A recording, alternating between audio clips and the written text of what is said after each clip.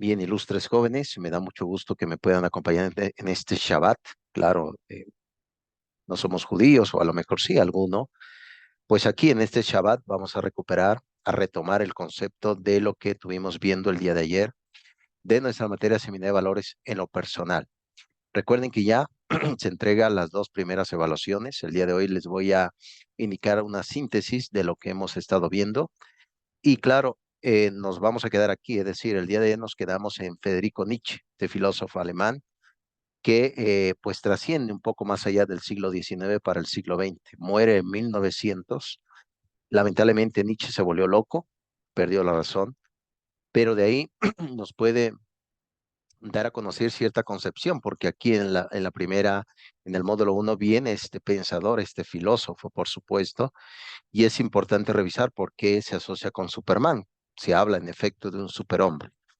Bien, jóvenes, pues retomamos la idea. Habíamos platicado que la axiología tiene dos entidades. Por un lado está lo subjetivo, el sujeto, y por otro lado está lo objetivo. El objeto se utiliza, el sujeto no se utiliza. Lamentablemente a veces, al parecer, se ve como si la persona, el sujeto, se debe de utilizar, y eso, pues ahí radica también la dificultad contemporánea. A esto le llamamos esclavitud. Sin más, eso es precisamente. Y bien, Federico Nietzsche, pues, como les he platicado, es un pensador que surgió en el siglo XIX, aunque ya entrado el siglo XX, él muere en 1900. Vemos de cómo se va llevando a cabo el concepto de la moralidad. Recuerden que ya hablamos también acerca de los valores y toda la moralidad que tiene tintes totalmente de toda la tradición judio-cristiana. Recuerden que la moralidad tiene esa herencia judio-cristiana. ¿Por qué razón? Porque por un lado vemos el decálogo, que son los 10 mandamientos que aparece en el libro del Deuteronomio, que es uno de los libros que se llama los 5 libros, eh, pues parte del canon judío. A eso se le llama la Torá o la ley, que son precisamente el libro del Génesis, el libro de lo que es el Éxodo, el libro de Levítico, el libro de los Números, etcétera, ¿no? El libro del Deuteronomio, etcétera, etcétera. Entonces, este tipo de la constitución precisamente de lo que es la Torá, pues se manifiesta a través de los 10 mandamientos, que es un decálogo por el cual se expresa de que uno debe de seguir esas normas. No matarás, etcétera, respetarás a tu padre y a tu madre. Todo ese decálogo, esa es la herencia judía. Por otro lado, ya a partir de lo que fue el primer siglo, en la época patrística, de lo que se llama en la época histórica, vemos que va a surgir todo un proceso de una mezcla entre filosofía griega y una mezcla de lo que va a ser tradición cristiana. Recuerden que el propio Constantino en el 325 se realizó un concilio, es decir, una reunión que le llamó el Concilio de Nicea, por el cual la religiosidad católica, es decir, cristiana católica, pasó a ser la religión principal del Imperio Romano. Entonces, desde ahí como que había cierta, pues, oportunidad para llevar a cabo toda esa tradición.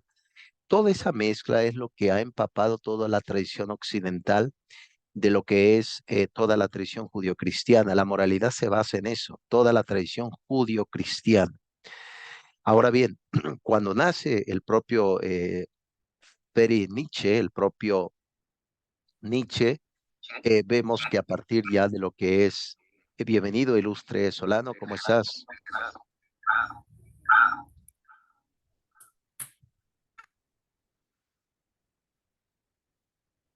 Muy bien. Eh, Adelante, ilustre. Bueno, ahorita ahí que se pueden escribir. ¿Sí me escuchan bien, jóvenes? Vamos bien hasta acá. Creo que aquí está escribiendo. Muy bien. Ah, perfecto, muy bien. Bienvenido, José. Entonces, Federico Nietzsche fue un filósofo alemán del siglo XX. Cuando era pequeño, pues le llamaban el padrecito, porque iba a ser pastor. Recuerden que el propio Nietzsche en esa época de Alemania, pues pertenecía a toda la corriente pietista, es decir, toda la corriente luterana. Martín Lutero hace, bueno, una revuelta algunos le llaman revolución, pero no fue revolución como tal, y hace una separación, es decir, empieza ya la separación entre lo que va a ser la iglesia anglicana, donde su principal líder pues es el rey de Inglaterra actualmente, ¿no? La reina Isabel pues era la líder de esa religión, ¿no? Donde el concepto, como muy bien comentó Max Scheler, en este libro, La ética protestante y el espíritu del capitalismo, menciona que algunos puntos del calvinismo, Juan Calvino del siglo XVII, es que algunos ya están predestinados para condenarse y otros para salvarse. Ese es como la médula espinal de toda esa tradición de algunas partes de lo que es la religión de Martín Lutero. Entonces, en ese ambiente nació Nietzsche. Su padre pues murió joven de una enfermedad. Él era pastor, pastor alemán, pero no alemán del otro, ¿no? Sino un clérigo, ¿no? Prácticamente parte de toda la tradición de pues estar en una iglesia, cuidar al rebaño, etcétera, pero todo el tinte totalmente luterano.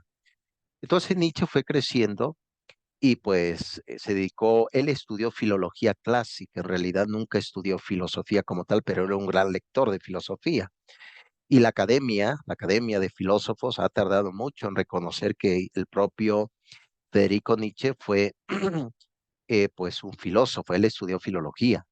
Como tal, sus argumentos, si ustedes leen el libro, ahorita les voy a ir diciendo los libros, se darán cuenta que está escrito en pequeños parágrafos. ¿Por qué?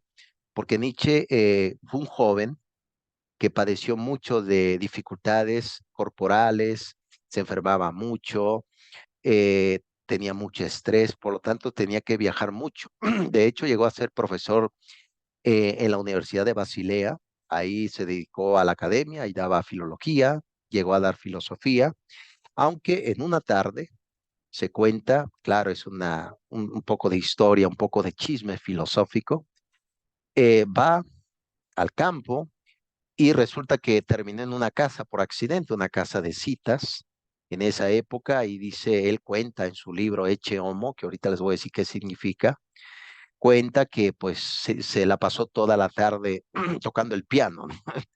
En esa casa de citas uno prácticamente duda del propio Nietzsche si estuvo ahí tocando el piano o no. Pero lo que sí sabemos es que a partir de ese momento le dio sífilis y padeció el sífilis a lo largo de su vida. También eso provocó que la locura, porque él se volvió loco, se aumentara más.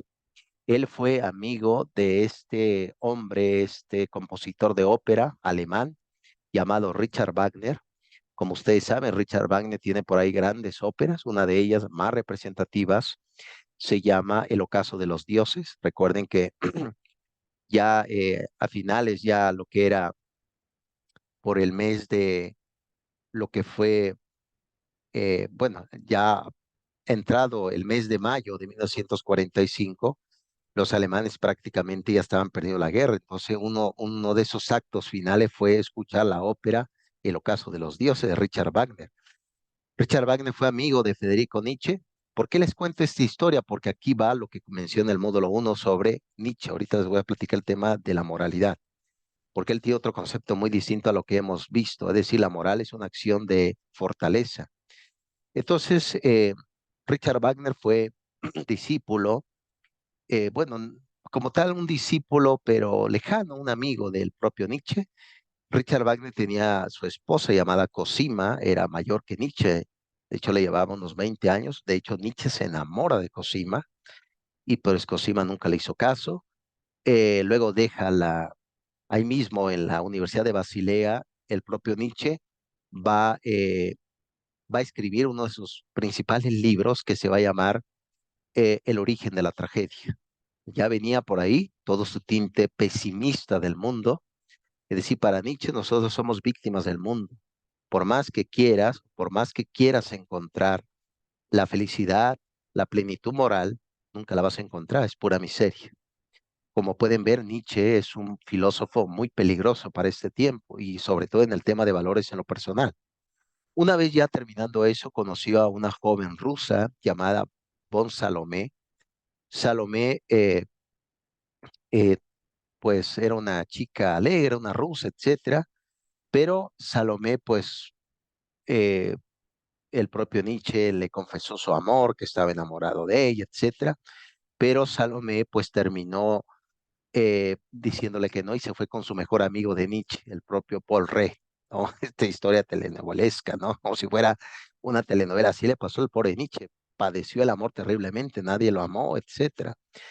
Y ya a través de esa historia escribió precisamente el libro Humano, demasiado humano, Ecce Homo, que es una palabra latina que significa He aquí el hombre. Recuerden ese pasaje del Evangelio de Juan o el Evangelio de Mateo, donde Jesucristo, después de haber sido torturado ahí por el propio prefecto Poncio Pilato, estamos hablando de los años 30 de nuestra era, regresa Poncio Pilato y Poncio Pilato precisamente pues le dice al pueblo, he aquí el hombre, esa palabra Ecce Homo.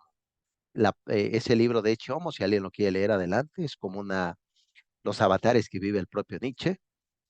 Luego de ese libro Ecce Homo, escribe el Anticristo y nos vamos a detener en el libro La genealogía de la moral, otro de sus libros de Nietzsche. ¿Qué dice Nietzsche el tema de la moralidad? Les platiqué. Como la moralidad, cuando hablamos de axiología, la moralidad debe tener bases. No todo surge de la parte de la experiencia, de la empereia, como se dice en griego. ¿Qué significa esto? Que debe tener también bases de ejemplos, base de héroes, base de personas. Pues bien, esa base es la tradición judio-cristiana que actualmente tenemos. Pero Nietzsche, en esta genealogía de la moral, dice que la moral judio-cristiana la hicieron para justificar el abuso que realiza los fuertes a los débiles. Esa es una justificación absurda, dice Nietzsche. ¿Por qué? Porque el que se siente débil al menos tiene un consuelo. ¿Cuál es el consuelo en esa moralidad? Que algún día el que comete la maldad, algún día será castigado, dice Nietzsche. Ese tipo de moralidad es una moralidad ridícula, absurda. De hecho, recuerden que Nietzsche en el concepto de la moralidad, él dice que el ser humano ha transitado en diferentes periodos. Primero éramos como niños, ¿no? Habla de niños donde la inocencia, todo lo que nos decían era verdad, había una creencia. Luego hemos transitado por el estado de camellos, ¿no? Ven el camello como que baja la cabeza, anda jorobado, etcétera, ¿no? Lo asocia. Y la última etapa llegaremos a ser leones, ¿no? Estos león para que podamos, como una fiera, ¿no? Poder transitar entre la obediencia y la rebeldía. Para el propio Federico Nietzsche, en conclusión, la moral judio-cristiana es una moralidad engañosa para justificar que los fuertes exploten a los débiles. Eso es lo que dice el propio Federico Nietzsche. Ese tipo en su libro La genealogía de la moral, eso es lo que ocasionó todo un gran debate a lo largo de los tiempos. Ya antes de perder totalmente la memoria el propio Nietzsche, su hermana Elizabeth, pues estuvo cuidando de él. De hecho, el propio Nietzsche le pidió a su hermana que ya no publicara su última obra. Nietzsche una vez escapó, estamos hablando de 1900. Recuerden que Nietzsche es del siglo XIX al siglo XX. Se escapó y en esa época, recuerden, las calles eran calles un poco de penumbras, oscuras, no había luz como tal. Se utilizaba el aceite de ballena para alumbrar las calles. Recuerden la obra de Moby Dick de Herman, pues así se utilizaba para alumbrar las calles oscuras de Alemania. Nietzsche salió corriendo y vio como un cochero estaba pegándole a un caballo, quiso salvar al caballo, se le aventó encima y casi lo mata el caballo. A partir de ahí, su hermana Elizabeth tuvo que encerrar en su recámara, pero en esa oscuridad de su propia razón, en la locura, le pidió a su hermana Elizabeth que por favor no publicara su último libro. Él muere y, pues, ¿qué creen que pasó? Pues su hermana Elizabeth publicó el libro. Ese libro se va a llamar La voluntad de poder. Y recuerden que el propio Adolf Hitler, este zopenco de Hitler, fue a visitar la casa de Nietzsche.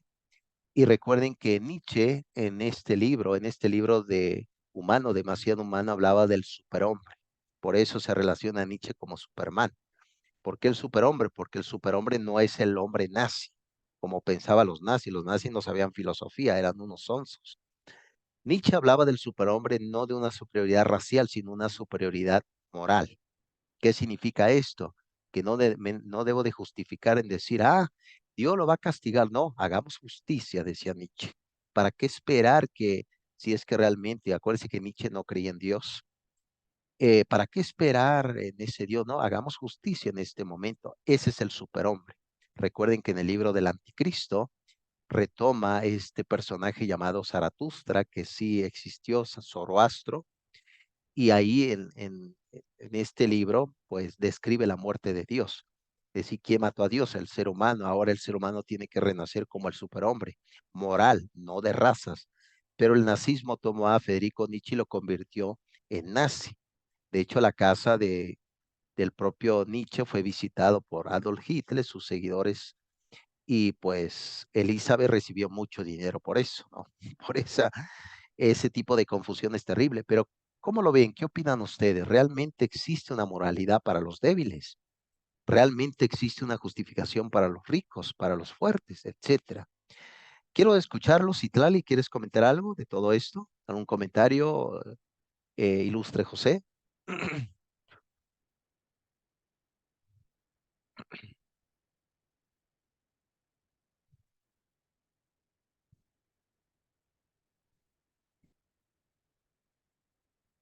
Muy bien, ahí si gustan lo pueden ir escribiendo sin ningún problema, jóvenes.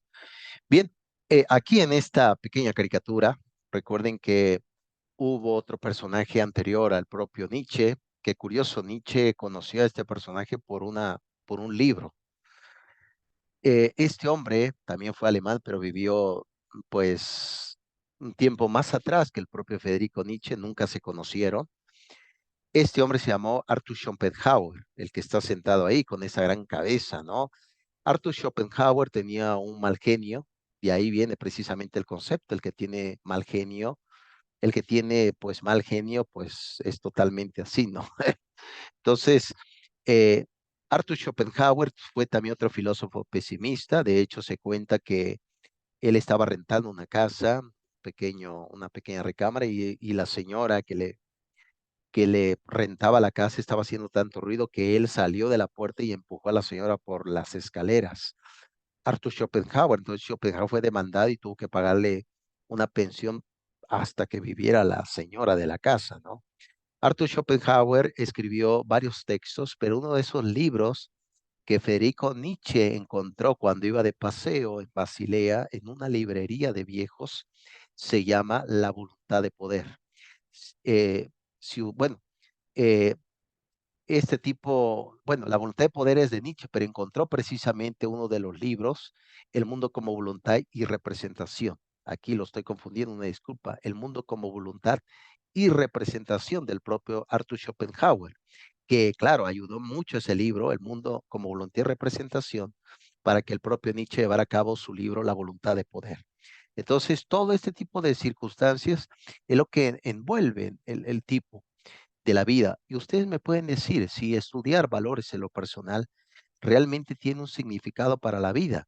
Según Nietzsche, que lo toca muy bien en el módulo uno, por eso se lo estoy explicando, es que la moralidad está hecho para los débiles, no para los fuertes. Entonces ustedes pueden hacer sus conclusiones, pueden hacer sus deducciones, y eso es importante también, no perderlo de vista. Muy bien, prosigo jóvenes, ya también para que demos por cerrado esta sesión que nos quedó inconclusa en el día de ayer. ¿Tienen algún comentario, jóvenes? Citlali, José, ¿quieren comentar algo? ¿Qué opinan del Nietzsche que quería amar, pero nadie le dio amor? ¿No?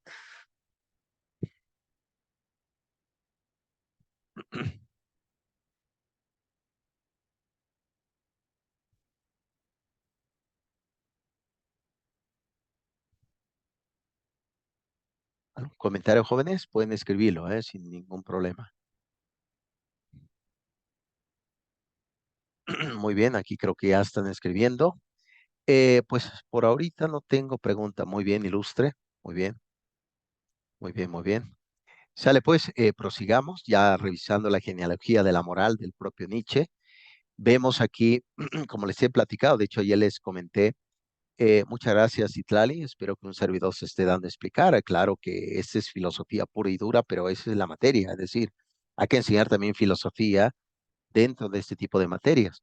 Como les he platicado, el riesgo de este tiempo es que se, se cae en el subjetivismo absoluto, en que el sujeto posee la verdad y que va, pues, con base a su conciencia, a sus deseos, puede hacer el mundo a su imagen. Eso suena en efecto como tipo herejía, ¿no? Como el Génesis, nos remontamos a la Torá judía, suena como un tipo de herejía, pero así es.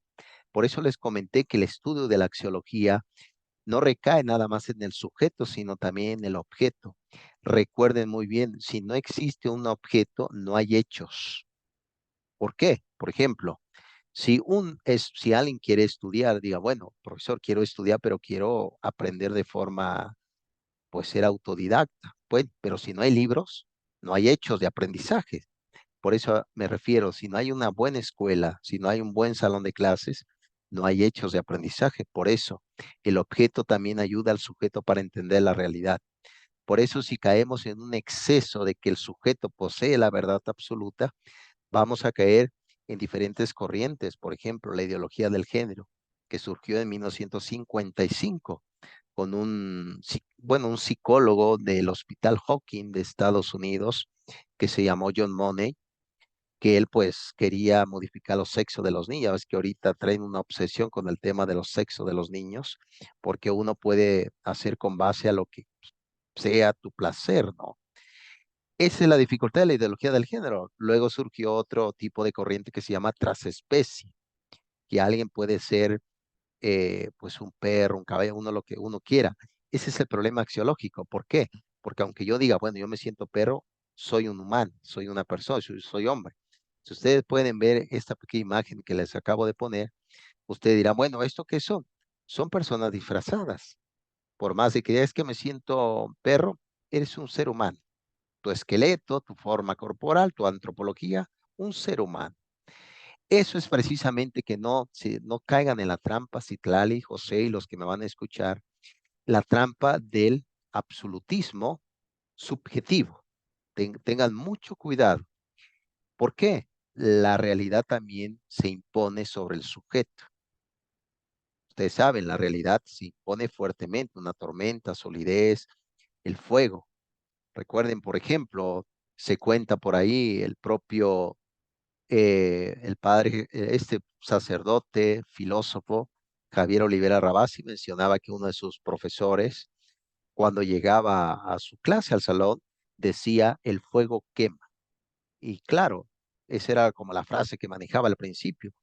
Y luego ya después de un tiempo le preguntaron, oye, este filósofo, ¿por qué dices que el fuego quema? Y él explicó para que no olviden qué es la realidad.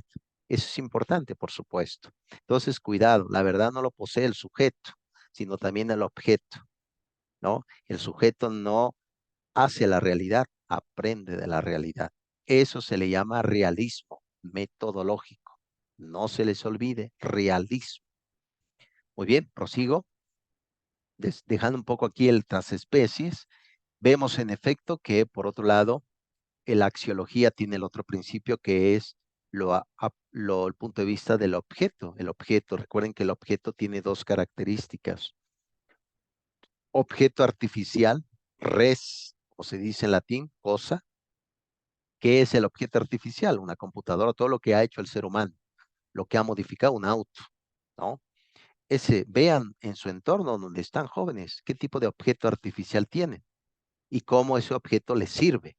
Por ejemplo, su cama para dormir, el refri para guardar la comida, objetos artificiales. Pero también existe objetos naturales, que ahí el hombre, pues, simplemente les he comentado que hemos nacido en un mundo que no hemos elegido. Hemos nacido en una familia que no elegimos. Lo que sí podemos elegir es cómo vivir en el mundo. Eso es totalmente libre. Eso es la libertad. Y también es importante, no lo olviden, nosotros no somos dueños de todas las consecuencias. Si yo, por ejemplo, me compré unos zapatos bonitos, salgo a la calle y me agarro un chubasco y el zapato se me echa a perder, no me voy a echar la culpa. eso hubiera pasado. ¿Por qué? Porque yo no soy dueño de todas las consecuencias. Eso es importante que no lo olvide. Ahí recae también el problema del sufrimiento humano, porque pretendemos controlar todo y hay cosas que no podemos controlar. No se les olvide, no generemos sufrimiento donde no lo hay. Por eso es importante el análisis del objetivismo axiológico, el objeto. Muy bien, prosigo. Y también recuerden muy bien que, como les platicaba, bueno, aquí creo que hay un comentario, dice el ilustre José, por ejemplo, se puede caer en un error de la verdad al creer en la libre interpretación de las escrituras referente a las sagradas escrituras. Totalmente ilustre José. Fíjate que ese análisis ya se ha hecho en dos vertientes. Muy bien, el análisis que hace es un análisis totalmente muy, muy pues sustancial. Una vez comentó Martín Lutero, con base a lo que tú comentas, ilustre José, Martín Lutero llegó a decir que hasta la hija del molinero puede interpretar las escrituras, con base al ejemplo que tú comentas. La cuestión es que no es así, es decir, por eso es que se cae. Si uno interpreta mal la realidad, uno va a transferir o va a transmitir la mentira a muchas personas. Y uno de ese tipo de estudio lo llevó a cabo un pensador inglés, un filósofo, claro, vivió casi 100 años, llamado George Gadamer, lo que tú comentas, ilustre José. Y él llevó a cabo todo un estudio y ese estudio le llamó en su libro, de hecho aquí lo tengo en su humilde biblioteca, ese estudio se llama Verdad y Método.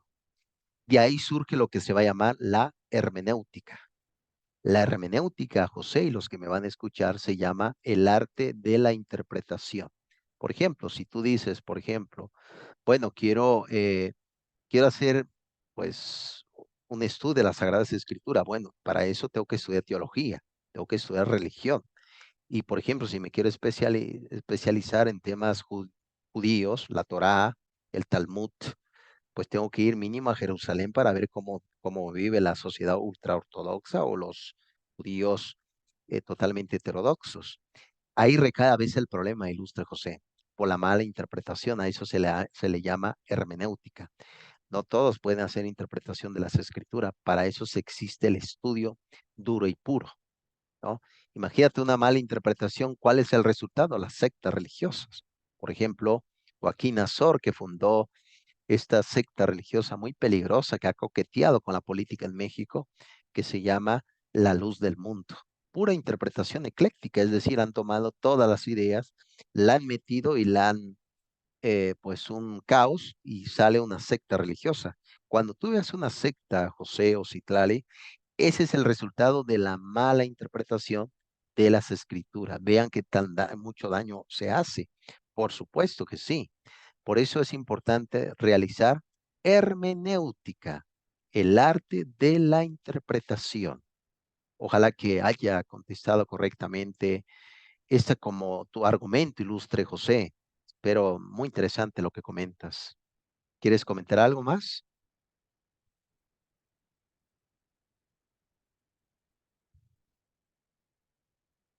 Muy bien, yo creo que ahí poco a poco el micrófono, etcétera, pues va jalando, ¿no? Ahorita está ahí de tu micrófono, creo que no se escucha, pero ahí puedes escribir, ilustre José. No sé si ya llevaron la materia de fe y mundo, yo esa materia la he dado, pero del punto de vista histórico, vemos historia de las religiones desde Altamira, la religión natural, la religión revelada, analizamos el Talmud, analizamos lo que es toda la Torá, los 36 libros judíos, todo eso. Es decir, yo como filósofo también me interesa el tema religioso, por supuesto. Bien, aquí en otro tema también, recordando, a ver, vamos a ver, dice, muchas gracias, ilustre, me parece bien, qué bueno que te pude ayudar. Es importante interpretar correctamente la realidad, porque si no se genera un problema terrible pues, de interpretación.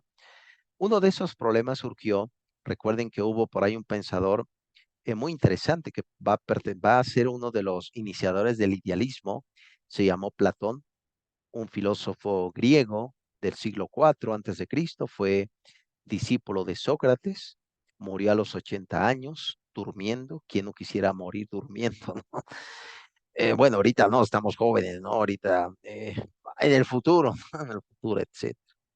Pero curioso, el propio Platón, él pensaba que el concepto de la piel era como lo más relevante para un ámbito moral. Y de ahí viene una gran dificultad si ustedes analizan nuevamente la hermenéutica, como les he platicado. Es decir, ¿quiénes son los malos? Ah, el negro, el mestizo, los blancos son los buenos. Esa idea viene desde la idea de Platón. Por eso Platón decía que en la piel se encuentra la educación. Pero sabemos muy bien que no es así. La educación, ¿dónde se encuentra? Pues dentro del sujeto, ¿no? Dentro del sujeto podemos encontrar el tema de la moralidad. Por eso esos son los grandes debates, sobre todo, por ejemplo, que hemos debatido. Yo he debatido también en su momento con otros colegas filósofos e inclusive con alumnos y hacíamos la siguiente pregunta: ¿qué hubiera pasado si en vez de ser, por ejemplo, de Haití, personas de raza negra, para pasar a Estados Unidos fueran gente blanca, ¿no? ¿Cómo fuera la visión de esta gente? Ah, que es blanco, es bueno, etcétera, etcétera, como pasó con Ucrania, se dieron cuenta. Esto de la guerra es triste, pero los que vinieron aquí a Tijuana, gente de Ucrania, como eran rubios, eran blancos, rápidamente pasaban. ¿Por qué? Porque esa es la idea de Platón. La moral, la ética se encuentra en la piel. Si te ves guapo, si te ves bien, si te ves blanco, eres bueno. Los malos es la oscuridad. Los malos son los negros. Esa es la postura que llevó al inicio de lo que se va a llamar el racismo. El racismo en la época de lo que fue todo el proceso de la nacionalsocialista, comúnmente llamado el nazismo, que recuerden que analizamos ya su libro en la primera sesión, que se llama My Kampf, que se publicó en 1924, Mi lucha. Ese es un libro ridículo, es un libro aburridísimo, recuerden que Nietzsche no tenía ninguna capacidad intelectual, simplemente, perdón, Adolf Hitler no tiene ninguna capacidad intelectual, simplemente, este, pues se dio la condición para hacer el mal totalmente, pero eso es decir, el aprendizaje se encuentra en la piel. ¿Qué opinan ustedes? ¿Realmente influye? ¿Cómo te ven? ¿Cómo te ves? ¿Influye mucho? Eso es para que ustedes vayan analizando este tema, esta reflexión. Bien, ahí también va a venir dos pensadores del punto de vista sociológico en la materia sobre el profesor Brian Benjamin, sobre el tema de cómo los tipos de valores también tienen un impacto en la vida personal. Recuerden que los valores también es su punto de vista más privado, pero también público. ¿Por qué privado? Porque recuerden que hay examen de conciencia al final del día, cómo me fue, qué he pasado, cómo he vivido, sin fin de circunstancias. Y eso también puede ayudar para que pues ustedes vayan pensando, bueno, profesor, ¿se tiene que hacer de esta manera o cómo se puede hacer? ¿Qué significa esto? Que uno no nace con las cualidades que uno quisiera tener, es decir, grandes virtudes, responsable, tenaz, decir la verdad. Uno no nace con esa cualidad. Uno lo debe de aprender en algún momento y en algún lugar y con alguien generalizado, con alguna persona. Y eso es la parte, en efecto, más difícil, porque si no existe la condición social necesaria para que la persona pueda adquirir un aprendizaje moral, pues va a ser muy complicado totalmente. Y claro, ya pues ahorita vamos a regresar otros 7 minutos para que les platique un poco en general. Aquí está Jean Derrida, uno de los filósofos del siglo XX, un hombre que habla de la deconstrucción. Un ejemplo, si yo estoy construyendo mi casa y llega Jean Derrida y me dice, no, destrúyela y vuelve a... No, pero estás loco. Pues ahora está pasando eso, es decir, quieren tirar todo el edificio de la moral judio-cristiana en este concepto de la deconstrucción. No solamente la moral o la familia o los valores se están viendo en sino también el lenguaje. ¿Por qué razón se habla así de compañere, de chiques? Porque se tiene la creencia ridícula que si tú, pensando en el absolutismo subjetivo, que si tú cambias una palabra, cambia la realidad en automático, eso es pura mentira. Tengan cuidado con esa trampa semántica. Cuidado con esa trampa. Muy bien, jóvenes, ¿qué les parece si tomemos un pequeño recesito? Volvemos y ya para cerrar la sesión del día de hoy, ¿qué les parece, jóvenes? Ok, perfecto, muy bien. Usted, José, muy bien. Bien, ahorita regresamos, jóvenes. 7 minutos, por favor. Perfecto, Isitlali, gracias.